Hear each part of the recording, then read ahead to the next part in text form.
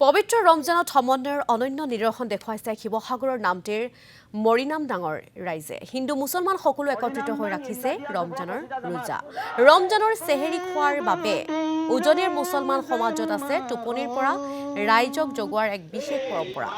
অঞ্চলটোৰ হিন্দু আৰু মুছলমান ধৰ্মাৱলম্বী লোকসকল একত্ৰিত হৈ জিকিৰ জাৰি গাই ৰক্ষা কৰিছে এই পৰম্পৰা। একেলগে লঘু আহাৰ গ্ৰহণ কৰি সম্প্ৰীতিৰ নিদৰ্শন দেখুৱাইছে অঞ্চলবাসীয়ে।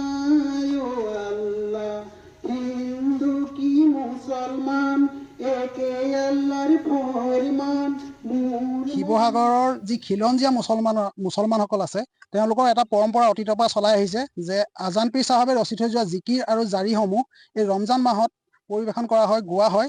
কচিদা জামাত হৈ পেলাই কচিদা জামাত হ'ল ৰমজান মাহত চেহেৰিৰ বাবে মুছলিম সম্প্ৰদায়ৰ লোকসকলক জগাই পেলাই তেখেতসকলক আহাৰৰ সময় হ'ল বুলি জনোৱা হয়, যিটোত আমাৰ হিন্দু ভাইসকলে আমাক অতীতৰ পৰা সহায় কৰি আহিছে। যিহেতু আমাৰ এই গাঁওখনত সম্প্ৰীতি এটা বান্ধোন অতীতৰ পৰা চলি আহিছে আৰু সেই পৰম্পৰা এতিয়াও জীয়াই আছে।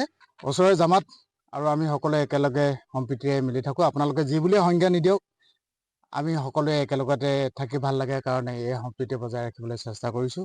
মই ইয়াৰ পৰাই এটা বাৰ্তা পঠাব বিচাৰিছোঁ যে আমাৰ যিটো সম্প্ৰীতি সমন্বয়ৰ যিটো এনাজৰী, এই এনাজৰী যাতে কোনো ধৰণে আমাক ছিঙিব নোৱাৰে, তাৰ কাৰণে আমি প্ৰচেষ্টা ৰাখিম আৰু আমি আছিলোঁ আৰু আমি থাকিম আৰু আছোঁ।